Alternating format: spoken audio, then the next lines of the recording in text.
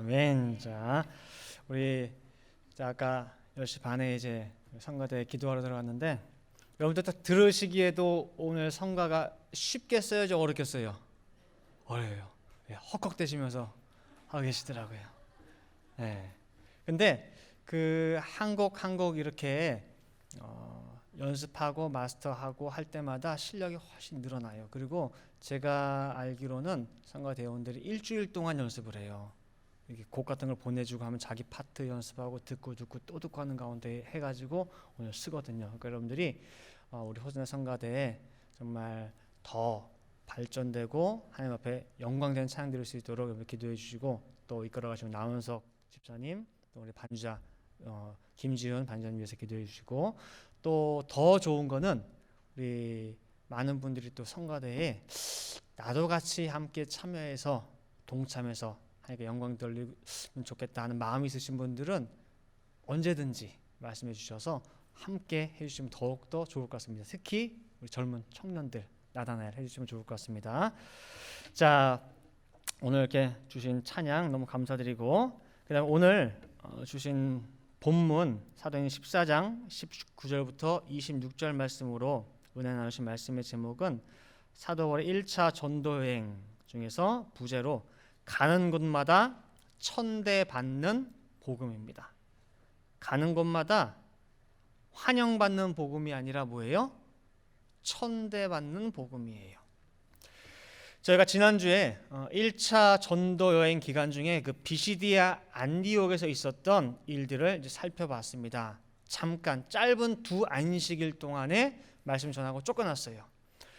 오늘은 그 이후의 사건들을 또 이렇게 개략적으로 살펴보고 또 1차 전도 여행을 한번 마무리하고자 합니다. 먼저 첫 번째로 1차 전도 여행의 기간은 학자들이 이렇게 추정을 해본 결과 대략 한 2년 정도로 이제 우리가 얘기를 할 수가 있습니다. 시작부터 다시 돌아올 때까지 2년 정도로 살펴볼 수가 있는데, 다시 한번 여러분들 한번 머릿속에 이미지로 넣기 위해서 한번 앞에 지도 좀 띄워주실래요, 방송실? 전도 여행 1차. 자, 한번 따라가 볼게요. 먼저 파란 색깔입니다. 초록 색깔. 안디옥에서 어디로 가요? 실루기아로 배 타러 갑니다.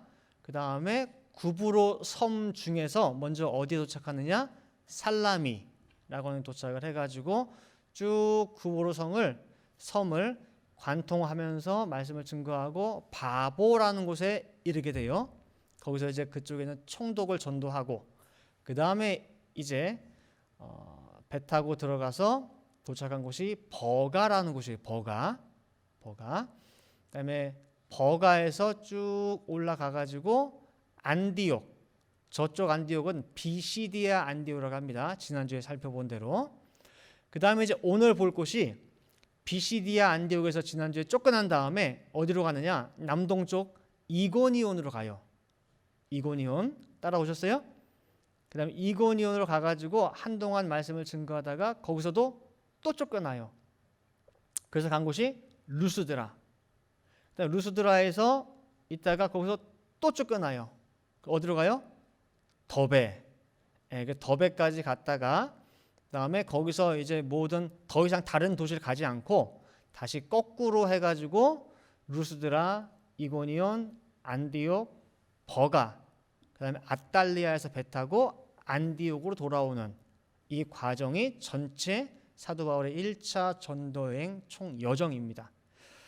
자, 요 여정 가운데에서 아까 구브로 섬에서 첫 번째 도착한 내륙 버가라고 하는 그 도시에 도착해 가지고 무슨 일이 있냐면은 수종자 마가 요한이 도망을 쳐버려요. 처음 출발할 때 사도 바울, 바나바, 이제 수종자 마가 요한이 같이 선교 길에 올랐어요. 그리고 처음 간 곳이 아까 섬이라고 했죠. 구브로 살람이라고 하는 곳에 도착해 가지고 그 섬을 성경에 보면 그냥 지나가서라고 나와요. 사도행전 13장 6절에 보면은 온 섬 가운데로 지나서 바보에 이르러라고 나오거든요. 근데 이것은 단지 쓱 훑고 지나간 통과한 의미가 아니에요. 헬라어로 놓고 보면은 이 지나서가 디엘코마이라고 해가지고 단순 지나감이 아니라 두루두루 구석구석 다 돌아보고 간 거예요. 그래서 공동 번역에서는 그들이 섬을 다 돌고 바보에 이르렀을 때에라고 나와요. 따라서 바울과 바나바와 이 마가 요한은 구브로 섬에 있는 유대인의 회당들을 다니면서 복음을 전했어요.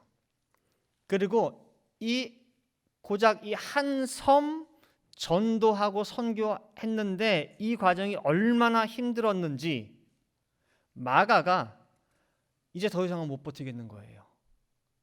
구브로 섬 떠나가지고 이제 내륙으로 들어간 첫 번째 도시에 도착해서 이제 본격적으로 시작을 딱 하려고 하는데 이 어린 마가가 너무 힘들다 보니까 도망간 거예요. 진짜 앞으로 닥칠 복음 사역에 있어서의 그 환난과 핍박에 비하면 진짜 말 그대로 이 구브로 섬에서의 전도는 지나가는 수준밖에 안 돼요. 근데 마가 요한에게는 자신이 상상했던 것과 너무나 거리가 먼 그 복음 전파의 현실에 견디지 못하고 버가에서 그냥 다 포기하고 도망가 버린 거예요. 말도 없이. 제가 신학교 다닐 때도 같이 공부했던 전사님들이 있어요. 근데 많은 분들이 선교사의 이제 꿈을 가지고 비전을 가지고 기도합니다. 그리고 많은 분들이 실제로 선교사로서 나가요. 사역지에. 학교 다닐 때에 접했던 그 선교사들의 모습은 책을 통해서 아니면은 사진이나 뭐 여러 가지 이야기나 그 모습을 통해서 볼 때에 야, 이게 진짜 하나님을 위해서 내 삶을 바치는 그런 참된 복음 전파의 보람 있는 삶이다 해가지고 마음의 뜻을 품고 정해서 기도하고 결심하고 나갑니다. 근데요, 실제 나가본 선교의 현장은 내가 꿈꾸고 그리던 가슴 벅참이나 그런 영적 보람과 충만함과는 뭐예요? 상당히 거리가 있어요. 너무 힘들어요. 너무 열악해요. 그 실제 내 삶을 유지하면서 말씀의 일을 하려니까 너무너무 힘든 거예요. 예상치 못한 것들이 많아요. 그래서 많은 분들이 그 꿈을 가지고 선교 현장에 나갔다가 도중에 중도 하차하는 경우를 많이 보게 됩니다. 이 마가 요한이가 그래요.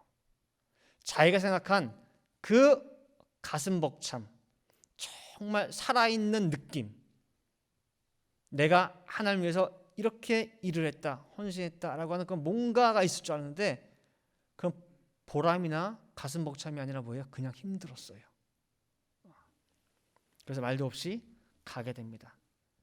이 바울과 바나바가 마가 요한의 그 도망을 접하면서 받은 충격과 당황스러움이 어떠했을지, 그리고 이제 비로소 본격적으로 선교 여행을 시작하려고 하는데 시작부터 뭐예요? 찬물을 쫙 끼얹은 거예요.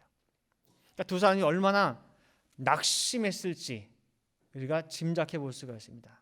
그리고 나중에 이곳 버가에서 두 사람이 얼마나 낙심돼 가지고 그냥 탁 손 놓은 상태인지를 나중에 이제 보면은 우리가 또 다시 살펴볼 수가 있습니다. 자, 그래서 버가에서 마가에 도망가고 그 다음에 올라간 도시가 지난주 살펴본 비시디의 안디오. 거기서 두 번의 안식일 동안 말씀을 증거하고 쫓김 당하게 됐습니다. 그리고 도착한 곳이 아까 지도에서 살펴본 대로 이고니온입니다. 이고니온은요, 비시디의 안디옥에서 남동쪽으로 약 100마일 정도, 100마일 정도 떨어진 도시입니다. 상당히 큰 도시예요, 이곳이. 그래서 여러분들 100마일 그러면은 대략 이게 어느 정도 거리인지 감이 안 잡히실 것 같아가지고 제가 설교 준비하면서 구글 맵으로 직선거리 한번 재봤거든요. 여기 교회에서 남동쪽으로 100마일 그러면 어디 정도 되냐면은 샌디에고 있죠. 샌디에고 정도가 되고 서쪽으로 100마일 정도 하면 팜스프링, 북쪽으로 하게 되면은 이제 베이커스필드 정도 좀 못되게 그 정도가 100마일이에요. 그 길을 이제 바울과 바나바가 이제 걸어서 도보로 이제 복음 전파하기 위해서 가게 된 겁니다. 그리고 비시디 안디옥에는 한 2안식일 정도밖에 못 있었지만은 사도행전 14장 3절 말씀에 보니까 이곳 이고니온에서는요, 2 사도가 오래 있어라고 기록한 걸 보니까 안디옥에 비해서는 꽤 오래 머물렀고 복음을 증거했고 또 전체 1차 전도 여행 기간 중에서 가장 오래 있었던 곳으로 추정해 볼 수가 있습니다. 이렇게 바울이 그 복음을 가지고 그곳에 오래 있으면서 증거하면서 어떤 일이 생겼느냐, 그 성이 2갈래로 쪼개졌어요. 2갈래로. 십자가상에서 예수님이 가운데 달리시고 양쪽 좌우편에 2 강도가 달렸는데 처음에는 2 강도가 하나였어요. 하나란 말이 무슨 말이냐면은 똑같이 한 목소리, 한 마음, 한 뜻으로 가운데 달리신 예수님을 욕을 했어요. 똑같이 비난하고, 야, 네가 하나님 아들 예수 같으면 진짜 한번 내려와 보고 그 다음에 나를 뭐예요? 우리 한번 구원해봐. 비아냥거리고 똑같이 욕을 했어요. 그런데 십자가 상에서 첫 번째 예수님 말씀을 통해서 어떤 일이 벌어졌느냐? 한 목소리로 있던 그 강도들이 어떻게 했어요? 둘로 갈려졌어요. 하나는 우편으로, 하나는 좌편으로. 그래서 우편의 강도는 예수님을 어떻게 했어요? 변호했고 좌편 강도는 여전히 예수를 욕했고, 이처럼 십자가상의 첫 말씀을 통하여 2갈래로 쪼개진 역사가 일어났듯이 이 이곤이라고 하는 이 도시도 사도 바울의 입에서 나오는 그 강력한 말씀의 역사로 말미암아 그 성이 2갈래로 쪼개졌어요. 하나는 원래 유대인들을 그대로 따르는 무리로, 다른 하나는 이 사도 바울의 입에서 나오는 말씀으로 말미암아 따르는 무리, 이 말씀을 그대로 믿음으로 영접한 무리로 나뉘게 되었다는 것입니다. 결국은 이고니온에서 이 둘로 갈라진 세력 중에서 누가 이기고 누가 더 힘이 있었느냐? 유대인을 따르는 무리들이 더 힘이 있고 권세가 있었어요. 그래서 비시디아 안디옥의 경우와 같이 세상 권력과 힘에 의해서 또다시 바울과 바나바는 쫓겨나게 됩니다. 심한 능욕을 받고 그다음에 실제로 돌탕 맞기 일보 직전에 말 그대로 도망을 치게 됩니다. 그리고 이고니온을 떠나서 도착한 곳이 루스드라입니다. 이 루스드라는 다른 도시에 비해서 작은 시골 도시라 할 수가 있어요. 근데 이곳에 도착해서 복음을 증거하는데 복음을 듣는 많은 사람 가운데에 유독 사도 바울의 눈에 띄는 사람이 있어요. 누구냐? 나면서부터 안전뱅이 된 자가 말씀을 듣는데 일반 사람과 듣는 것이 달라요. 그 마음 가운데에 구원 얻기에 합당한 믿음이 보인단 말이에요. 헬라어에는 듣는다라고 하는 이 안전뱅이가 들을 때에 이걸 헬라어로 아쿠오라고 기록하고 있는데 뜻이 뭐냐면 경청하다, 자세히 듣다, 들어서 깨닫다라는 거예요. 그래서 바울이 그 사람 속에 구원 얻을 만한 믿음이 있는 걸 보고 다가가서 네 발로 일어서라라고 뭐예요? 하면서 일으켜줘요. 그때 이 사람이 일어날 뿐만 아니라 나면서부터 안전뱅이기 때문에 걸어본 적이 한 번도 없어요. 그런데 사도 바울의 입에서 나오는 그 말씀을 이 안전뱅이가 믿음으로 영접하는 가운데에 일어나서 단지 걷는 수준이 아니고 뭐예요? 뛰어다녔어요. 세상 의술이 아무리 발달됐다 할지라도 조금씩 차도가 보이는 가운데의 병이 고쳐지는 것이지 이처럼 곧 즉시로 이루어지진 않습니다. 그러나 말씀은 뭐예요? 믿음으로 내가 받고 영접하는 순간 조금씩이 아니라 뭐예요? 곧 말씀이고 즉시의 말씀이라는 거예요. 그래서 나면서부터 안전뱅이였던 이 병자의 고침받은, 나음받은 이 기사와 이적이 이 작은 소도시, 시골 도시에 퍼짐으로 말미암아서 온통 난리가 났습니다. 사람들이 그 당시에 문명이 떨어지잖아요. 그러니까 바울과 바나바를 어떻게 바라봤냐면은 신이 사람의 모습으로 오셨고 그 신의 모습을 한 사람이 뭐예요? 우리 동네에 왔다. 그래가지고 온 동네 사람들이 다 모여가지고 바나바와 바울을 섬기기 위해서 다 모였어요. 제사 드리려고. 그리고 구분짓기를 바나바는 스스, 다시 말하면 제우스의 제우스, 신 중의 신이죠. 그 다음에 바울은 두 사람 중에서 주로 말씀을 증거하다 보니까 말하는 자라 그래가지고 헤르메스라고 했어요. 험에 헤르메스. 그래서 이 사람 바울과 바나바 앞에 제사 드리겠다고 온갖 거 다 가져와가지고 좋은 거 가져와가지고 막 제사 드리고 예배 드리려고 한단 말이에요. 그러니까 바울과 바나바가 어때? 놀랬죠. 왜 인간인 우리에게 예배를 드리고 제사 드리냐고. 참 대신 살아계신 하나님은 그런 분이 아니라고. 참 살아계신 하나님이 어떤 분인지 내가 이제 알려주겠다고 해가지고 복음을 전하기 시작한 거예요. 그러니 여러분 잘 보세요.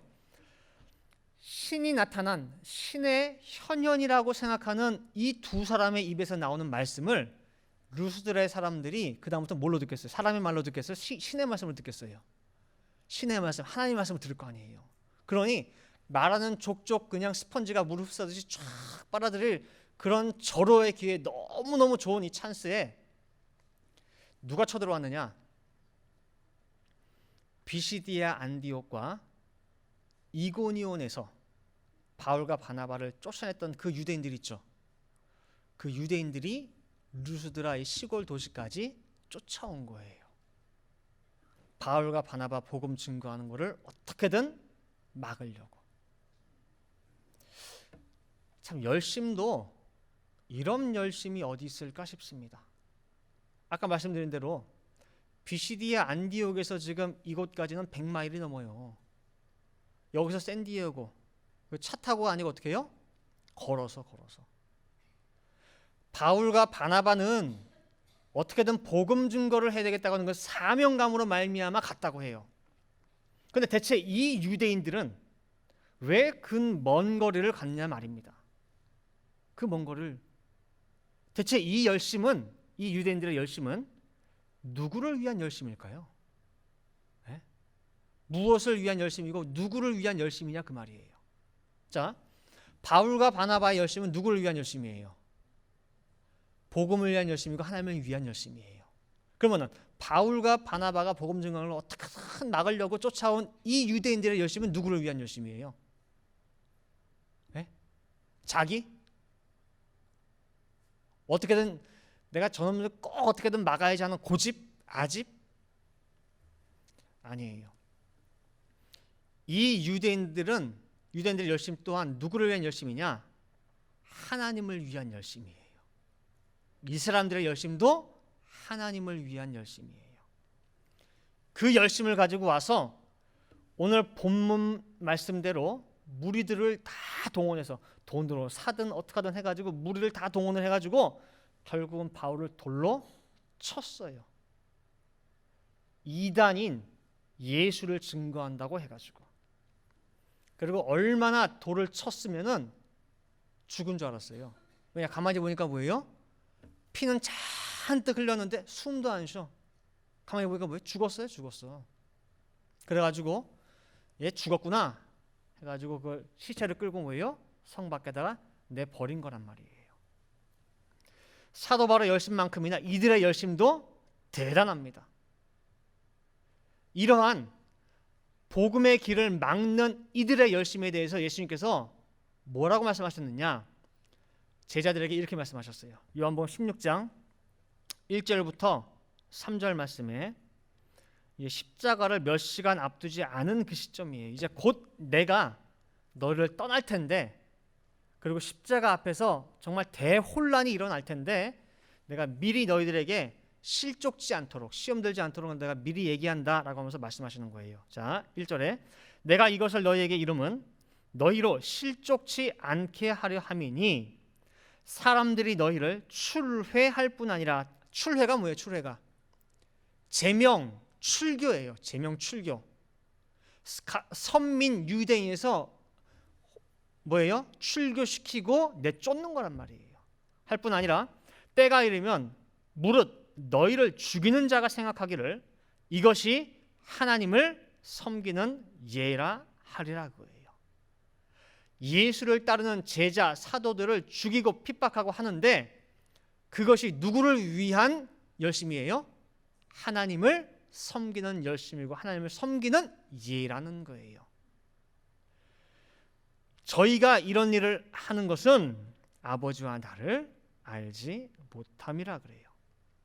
따라서 그 예수님의 복음을 증거하는 사도 바울과 바나바도 하나님을 위한 열심으로 일을 하고 있고 그들을 향해서 핍박하고 돌로 치는 유대인들 또한 뭐예요?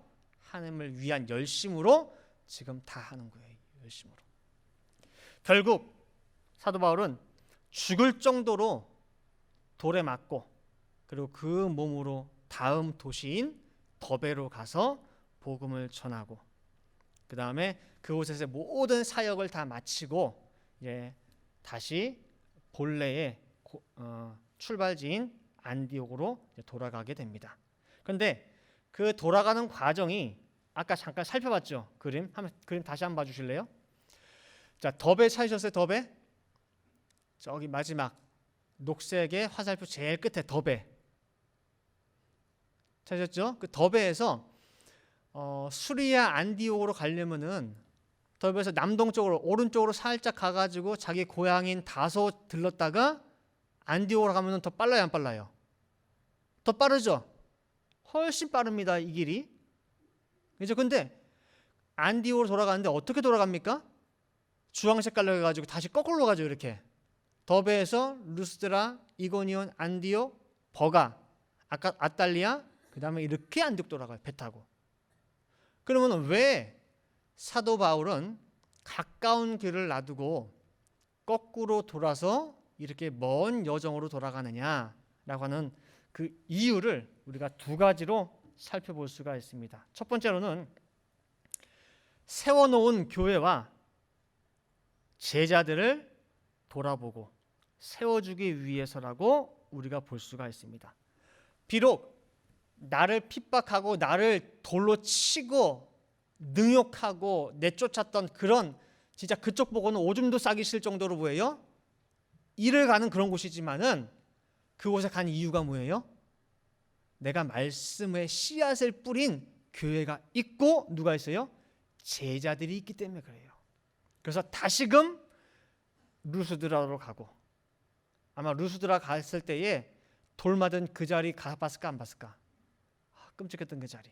그래도 뭐예요? 갔어요. 또 이고니온 뭐예요? 또 갔어요. 거기서 뭐 제자들 만나요. 그 다음 또 BCD 안디옥으로 또 가요. 가서 제자들 만나요.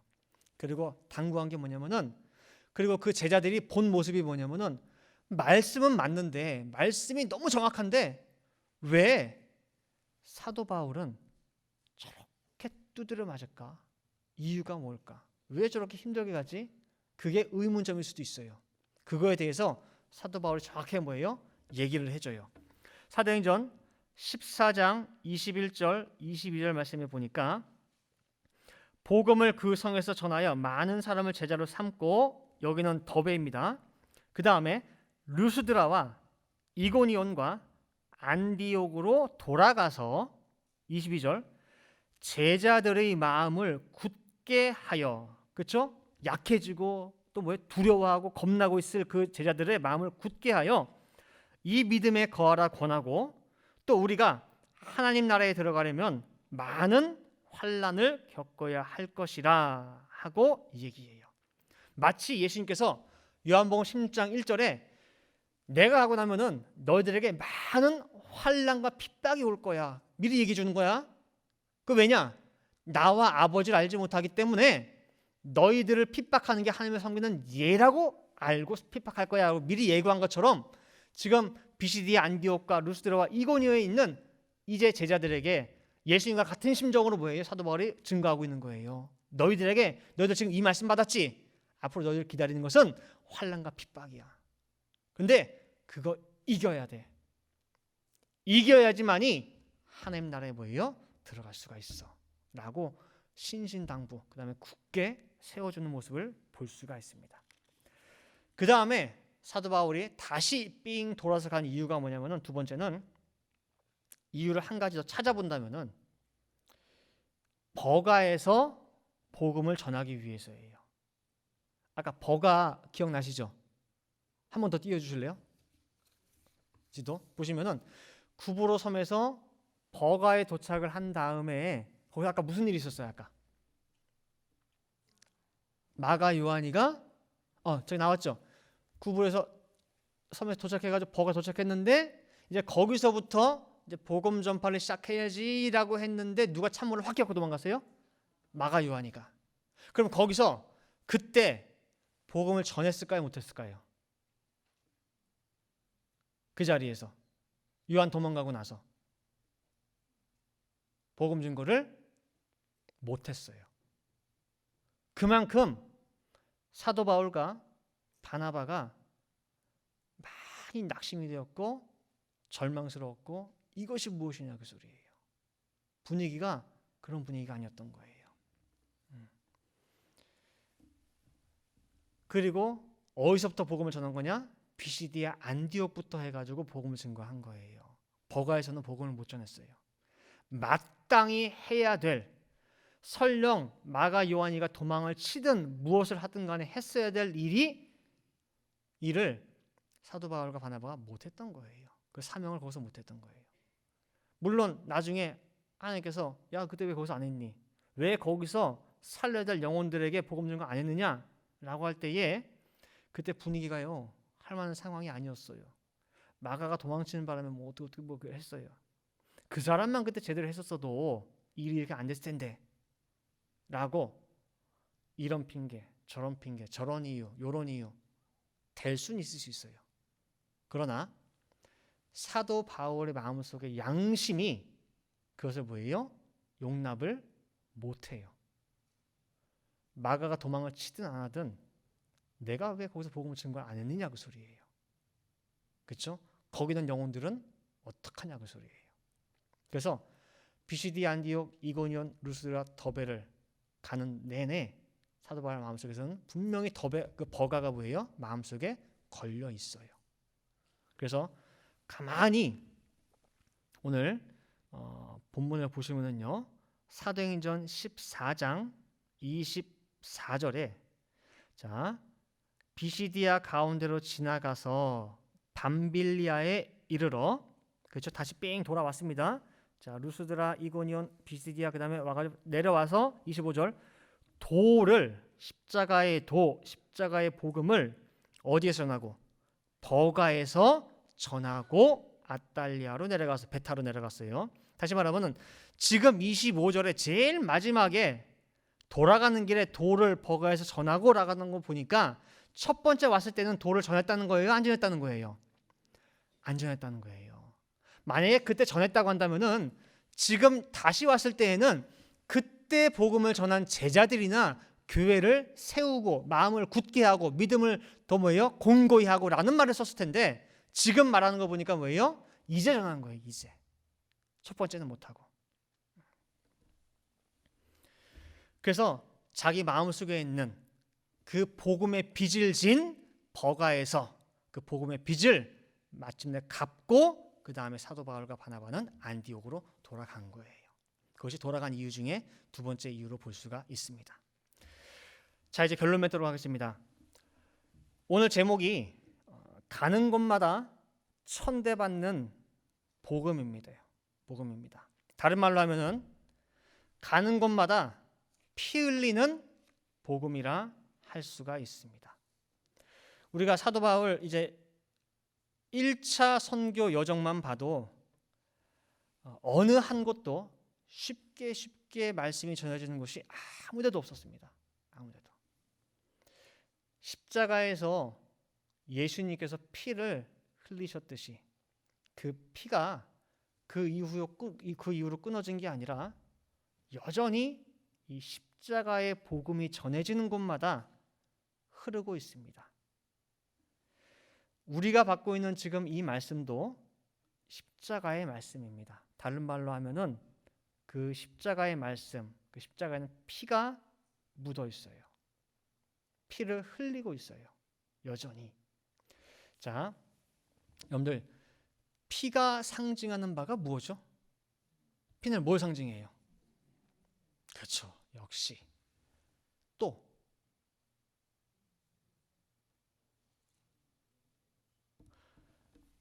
피가 상징하는 바가 맞습니다. 생명입니다. 레위기 17장 11절 말씀을 봐도 육체의 생명은 피에 있음이라. 그래서 피가 생명을 담고 있기 때문에, 그리고 그 피가 육체 속에 흐르고 있기 때문에 육체에 뭐가 있는 거예요? 생명이 있는 거예요. 그래서 그렇기 때문에 피가 죄를 속한다라고 하는 거예요. 그래서 피는 곧 생명을 상징합니다. 자, 그럼 피가 상징하는 바 또 뭐예요? 생명 말고 피가 상징하는 바 죄사함 뭘까요? 피는 생명을 상징할 뿐만 아니라 피는 또한 죽음을 상징합니다. 전혀 반대죠? 피는 생명을 상징할 뿐만 아니라 피는 또한 죽음을 상징합니다. 제가 구속사 아카데미에서 가르치면서 몇 번 설명한 적이 있습니다.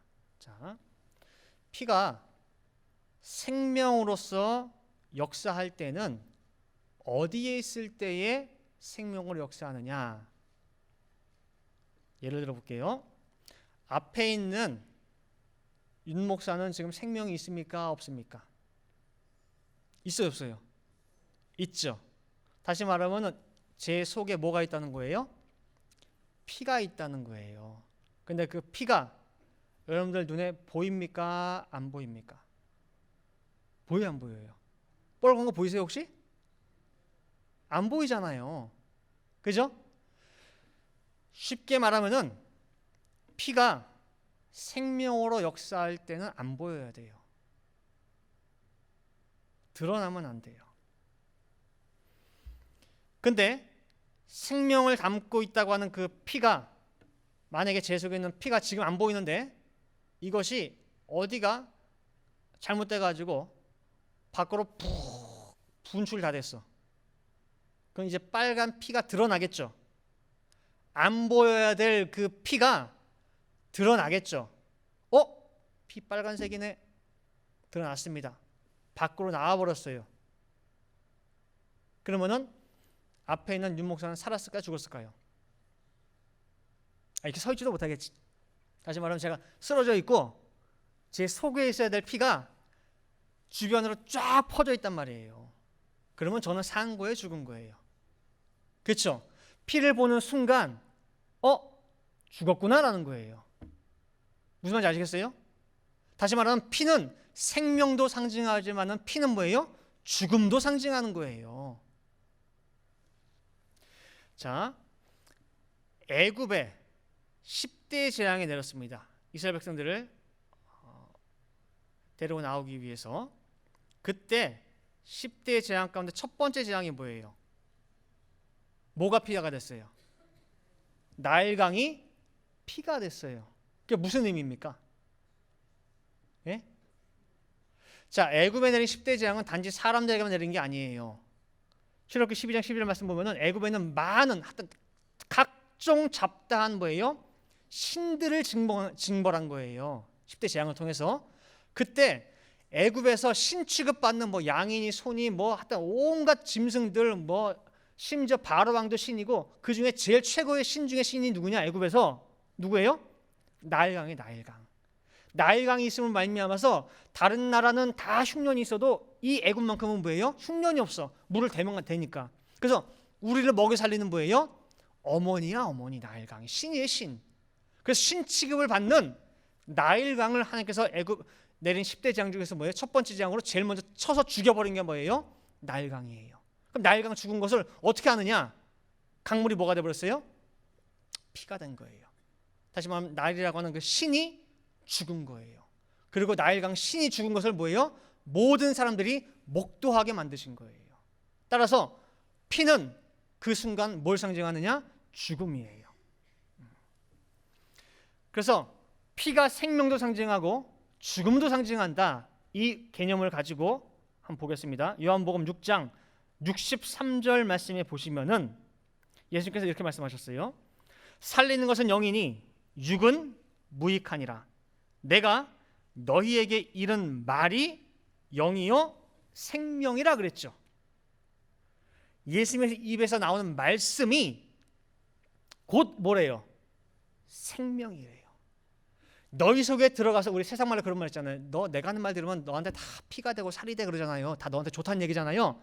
진짜 말 그대로 예수님의 이 말씀을 내가 받아서 먹으면은 그 말이 내 속에서 뭐예요?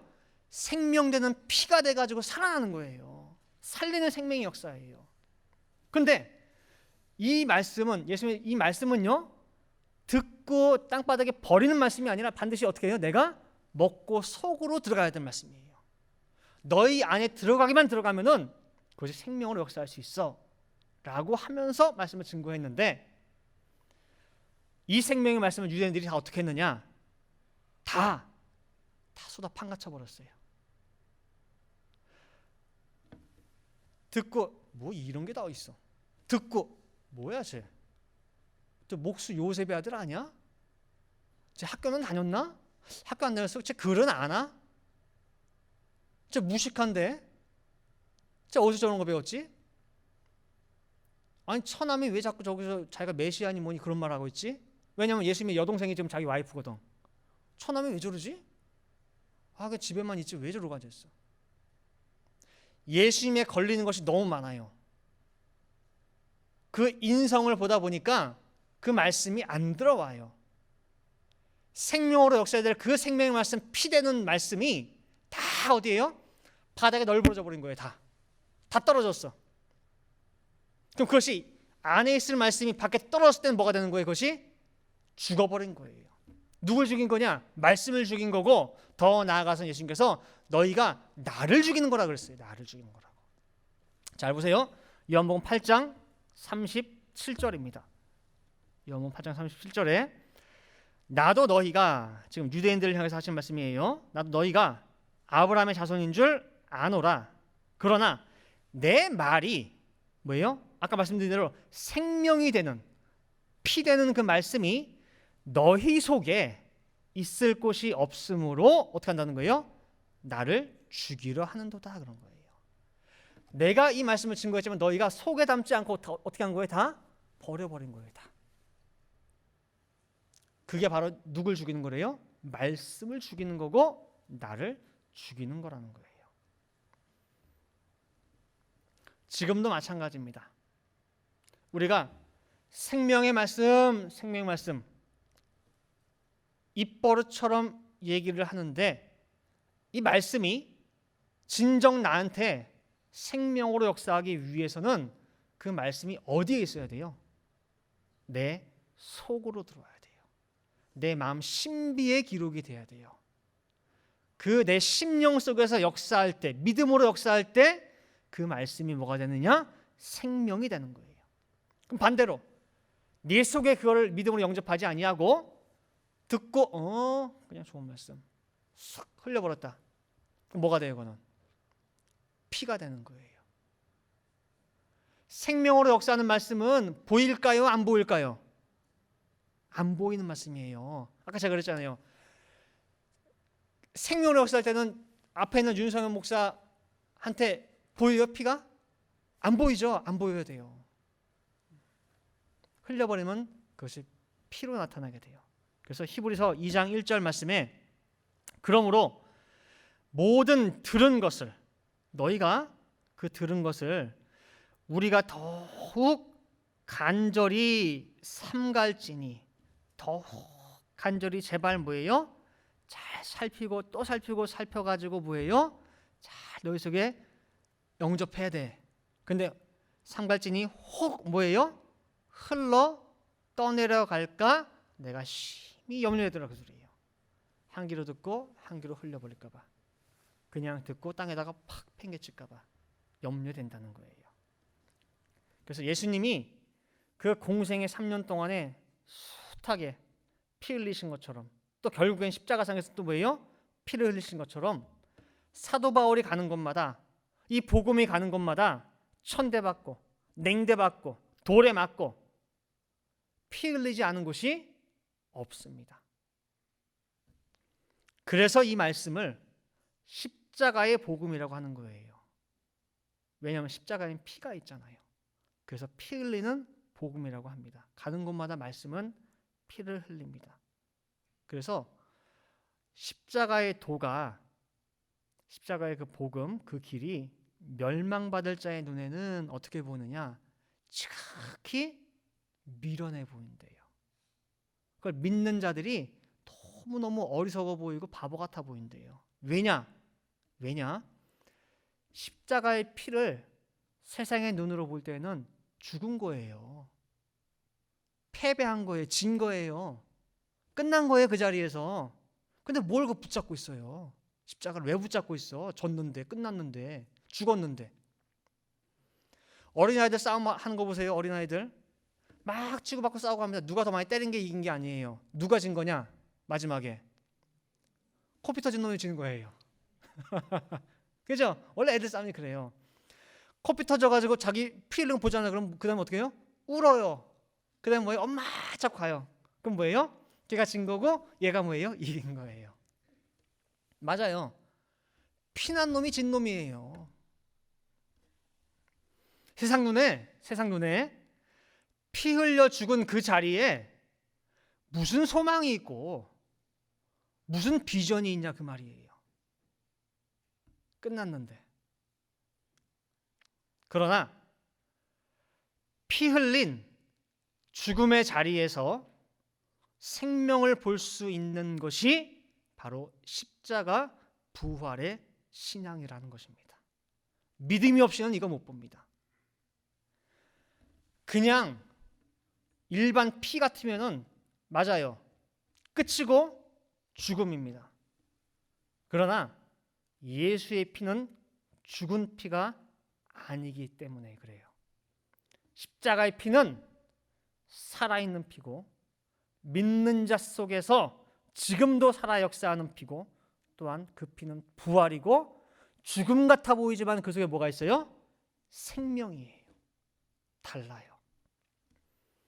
이러한 십자가 피에 대한 확신이 있기 때문에 사도 바울은 디모데를 향해서 디모데후서 1장 8절 말씀에 너는 더 이상 겁먹지 마. 너 움츠러 있지 마. 복음과 함께 담대하게 뭐예요? 고난을 받으라 라고 강력하게 명령하고 있는 거예요. 보기에는 끔찍해 보이거든. 맨날 쫓기는 자리거든. 피 흘리는 자리거든. 패배의 자리거든요. 죽는 자리거든요. 그래서 피하고 싶어요. 그래서 가망성이 없어 보이기 때문에 별로 함께 동참하고 싶지 않아요. 그러나 사도 바울은 십자가의 그 죽음 속에서 생명을 맛보았고 그 십자가의 패배 속에서 승리를 쟁취했고 십자가가 묻혀진 그 무덤 속에서 부활을 발견했기 때문에 자신 있게 디모데한테 뭐라고 한 거예요? 너는 담대하게 복음과 함께 고난을 받으라 외치고 있는 것입니다. 여러분들, 그래서 이 십자가의 길, 십자가의 도, 이 피의 말씀은 세상 지식으로 아무리 머리 굴려봐도 이해할 수가 없고 측량할 수 없는 길이에요. 그리고 이 길을 머리로 아는 자와 이 길을 직접 걷는 자는 달라요. 비교가 안 됩니다. 그래서 우리 늘푸른동산의 모든 성도님들, 말씀의 길은요 평탄하고 환영받는 길이라고 했어요? 아니라고 했어요. 십자가의 길입니다. 오늘 제목처럼 가는 곳마다 천대받는 길입니다. 마가 요한처럼 이 말씀이 앞이 안 보여.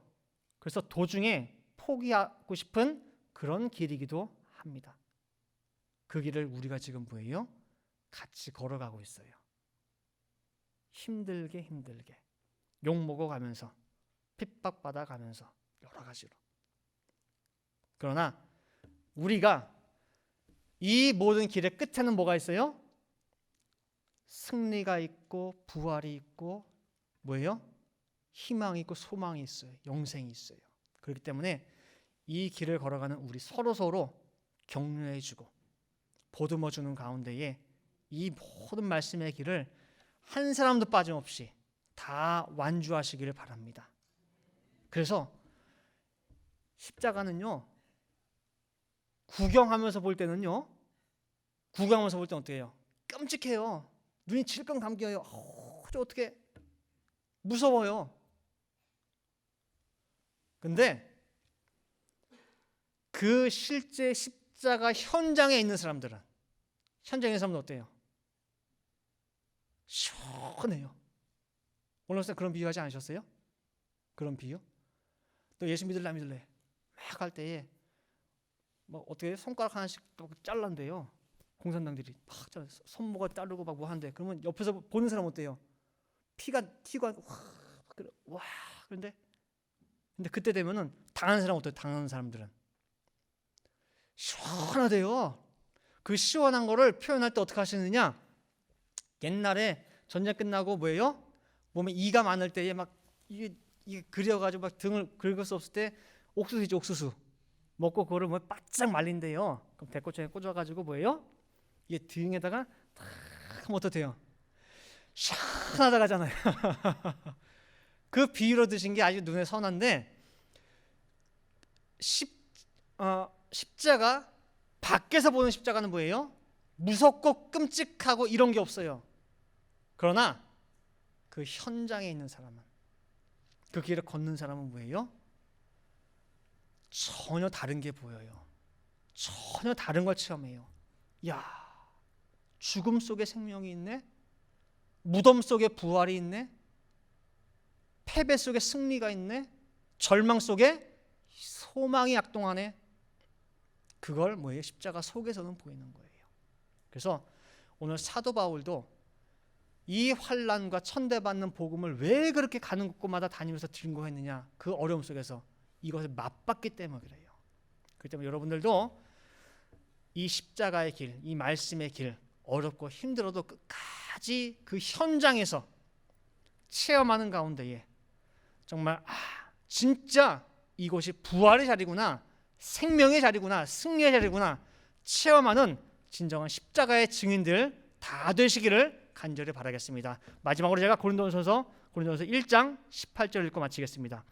고린도전서 1장 18절 말씀에 십자가의 도가 멸망하는 자들에게는 미련한 것이요 구원을 얻는 우리에게는 하나님의 능력이라. 아멘. 자, 기도하시겠습니다. 사랑과 은혜가 충만하신 아버지 하나님, 오늘 사도 바울의 1차 전도 여행 이제 마지막으로 살펴봤습니다.